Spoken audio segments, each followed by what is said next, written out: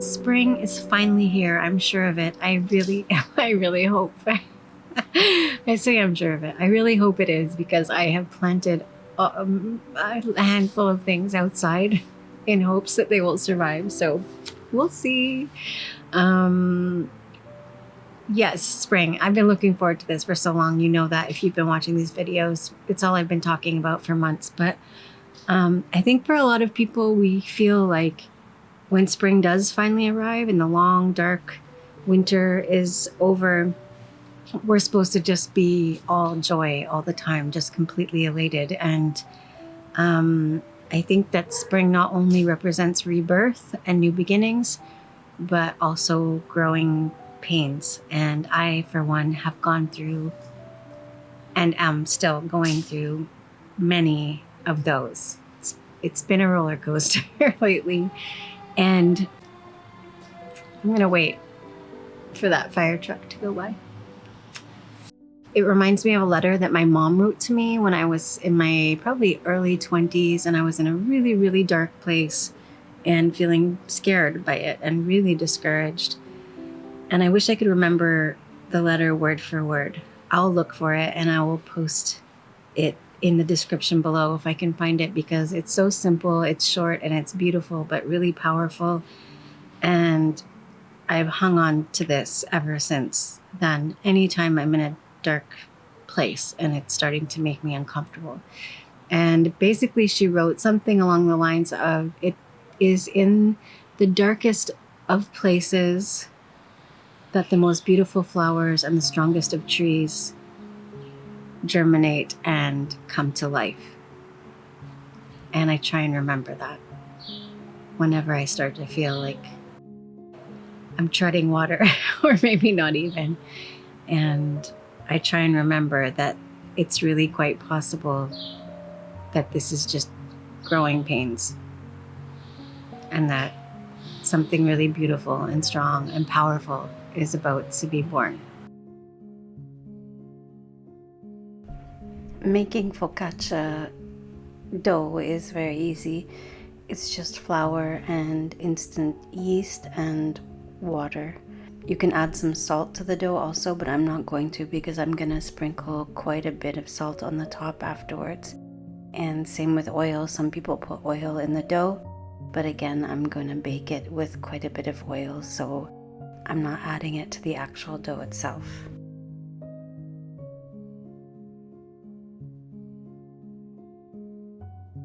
If I want to have fresh focaccia in the evening, I will make the dough first thing in the morning and put it in the fridge to rest and or rise for the entire day. And if I want it more for a brunch or a lunch, I will make the dough the night before and let it rest and rise overnight in the fridge.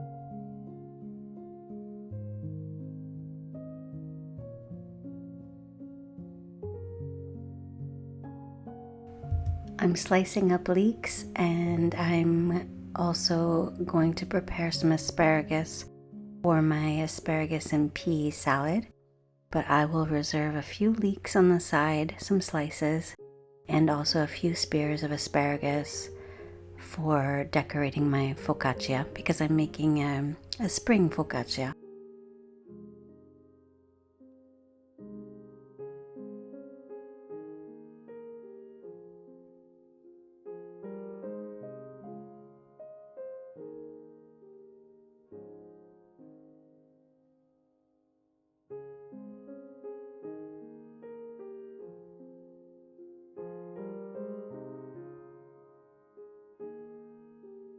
The asparagus that I will use for the bread, I will not cook in advance, but for my salad, I will steam the asparagus until it's just tender.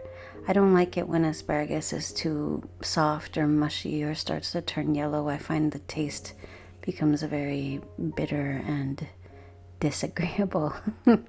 But that might be just me. No, it's not just me. It doesn't taste good. It's nice when it's just tender and it still has some firmness to the bite. This will help keep its color also. The spears that I'm going to put on the focaccia bread, I will slice in half just so that they are cooked. And I will also slice up some bell peppers or sweet peppers. I will slice up some olives. If I'd had some sun-dried tomatoes in olive oil, I would have added those too. But I don't. I just have cherry tomatoes in the house, so I'm going to add a few of those. None of this is necessary. You can put whatever you like on it. You could put fresh or dried herbs or nothing at all. But like I said, we're making a decorative spring focaccia. And also I just find toppings are tasty. Sometimes I just put olives. Sometimes I just put dried tomatoes. Sometimes I just put rosemary. It depends on how I'm feeling that day.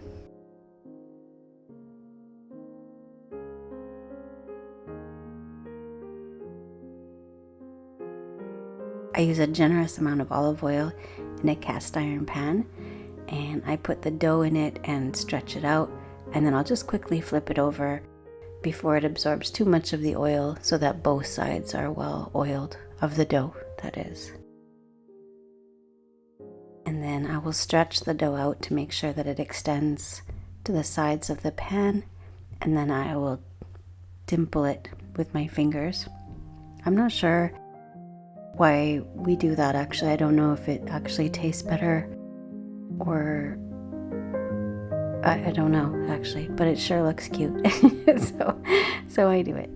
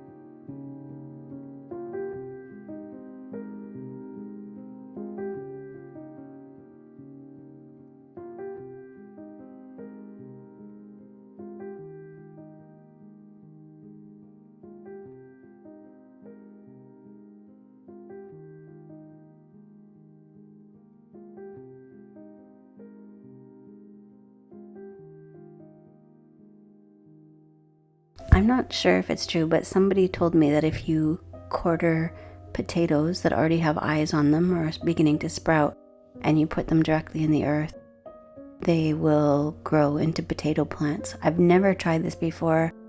I didn't even research it at all.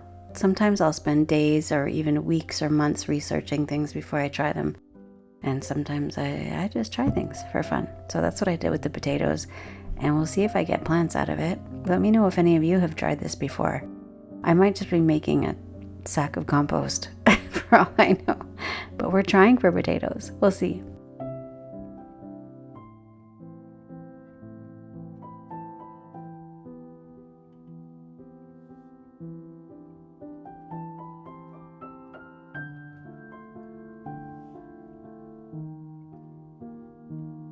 For my asparagus pea salad, I will chop up some fresh dill and I will toast some pistachios and chop those up roughly as well.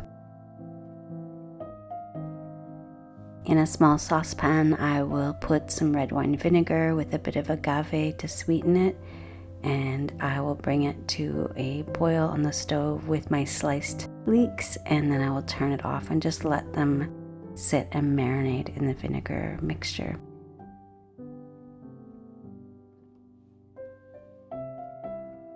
I will pour off the vinegar from the leeks into a bowl with a bit of agave and some Dijon mustard, and that's going to be my dressing for the salad. I love, love, love bitter greens, so I will chop up some radicchio and also some endives.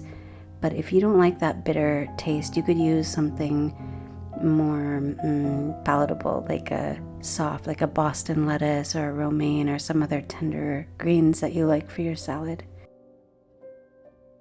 I'm keeping these leaves pretty big. I like a rustic salad, and also this way, if you actually want to scoop it up onto the leaves, you can do that too.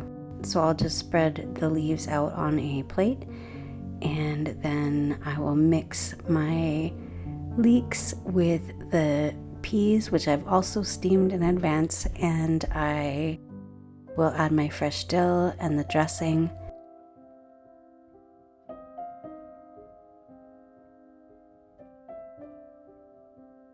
I will lay my steamed asparagus spears over the bitter greens, and then I will scoop my peas and leeks out on top of that.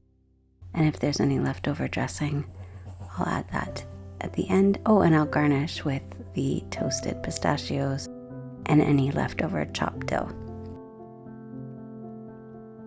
Thank you so much for taking the time to watch this video. It means a tremendous amount to me. It really, really does. And if you are a Patreon subscriber, thank you so much for believing in what I'm doing, for contributing to it, and for literally helping to make it happen. If you'd like to work one-on-one with me for naturopathy or nutrition, I am available to do that in person in Montreal, but also online, and the booking link is in the description below. I will see you all next week, and in the meantime, take really, really good care of yourselves.